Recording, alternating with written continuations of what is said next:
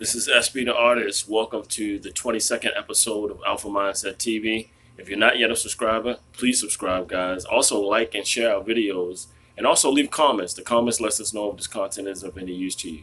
Okay, by the end of today's episode, you're going to realize why it's important to be patiently impatient with these couple of things that I'm going to have you do. Okay, so stick around.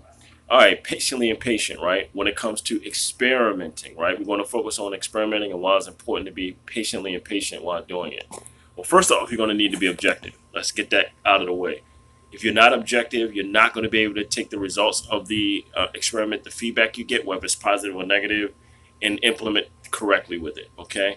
Like I said in earlier episodes, every instance, every experience in your life, you're going to have an emotional reactive element to it. You have to inhibit yourself to not allow that to blossom. You don't want to go into a full-on emotional reaction to something. You want to inhibit your thoughts, monitor how you're feeling, thinking, how you're even behaving, your breathing, and so on and so forth. Because you don't want to do it, it'll screw everything up. You'll make poor decisions every time when it comes to raw emotions. Now, not saying that you can't follow your gut. But the reason why I say that is if you go on the automatic side of your thinking, your brain, your system, which is your emotional reaction, right? If you go on that, you're not going to be able to assess this situation properly. So what you're going to want to do is you're going to monitor how you're thinking, feeling, and behaving, and how you're breathing in that moment, and understand is the thoughts that's coming through, are they going to serve you and what you're trying to accomplish? If not, then you got to get them out of there. Now, when it comes to experimenting and being patiently impatient, what I mean by that is you experiment fast. If something doesn't work, you immediately go to the next thing. But you're patient with the process of it. You're going to actually do a thorough testing of each component of the situation, right? I'll get into that in a little bit. But pretty much that's why you want to get the emotions out. So now you know that. Stay objective, right? You understand that. Okay, so now you understand that being patiently impatient means move fast when you're testing something. If something doesn't work, get rid of it, test a new thing, try the new angle, right?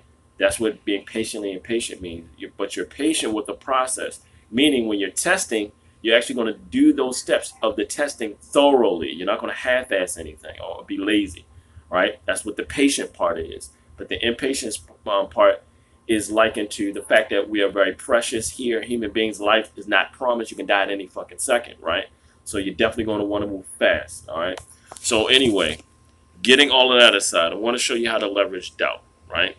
Doubt is very important because a lot of times you let the idea of doubt, the illusions that you created of someone doubting you, their perspective of you, their opinions of you, a lot of times you've created it. And what that is, it's created from the emotional memory that you have of when someone doubted you at some point. It could be a family member, a friend, or whatever. And that latched on into your neural network, and you've created a habit out of thinking the worst possible thing. Oh, they're not going to believe me, whatever, which influences your doubt. But remember, you're the author of these emotions, right? No one can make you feel doubt or anything. You're feeling the doubt. You're creating the imagination that someone is actually and like doubting you when it's not. It's you doubting you at that point because you can't control what people think. It's how you think. All right. So when you use doubt correctly, right? Because now you're objective, you're not emotional, you're testing and testing and testing. People are going to doubt you when you throw something out in the universe. I'm going to accomplish this. They're going to doubt you, right? A lot of times that is shadow of doubt. That's why there's more wealthy people than there is. There's more people in poverty than there are wealthy people. That's exactly why, because the people in poverty doubt things. They don't believe a lot of stuff, right? And they're very credulous. They're easy to lead astray because their minds are closed. So they can easily be tricked, right?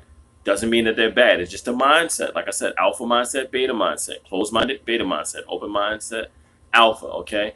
So anyway, now that you're not emotional, right? You're being patiently patient, you're moving fast on your experiments, right? The doubt, understand this. If a bunch of people doubt you in the beginning, if you get out of your emotions and stay objective and you test properly with what it is you're trying to accomplish, whatever the goal is, starting a business, losing weight, gaining more muscle mass, whatever it is, you keep testing, you'll find the right angle.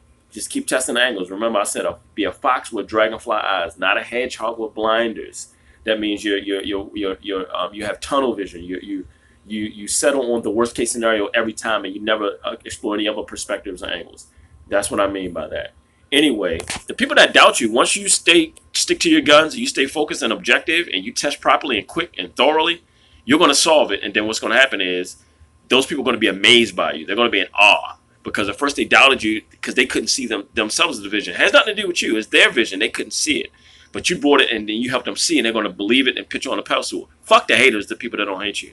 But I'm trying to tell you, the people that care about you, they're really going to be like, damn, it was right, man. I was wrong, man. I'm impressed. That's the power of doubt. So remember to use that in the back of your mind. Stop creating the negatives and how someone's going to think about your experiments. Fuck all that. Get the experiment done so you can test it and see what works. Anyway, this is SP Artist signing out.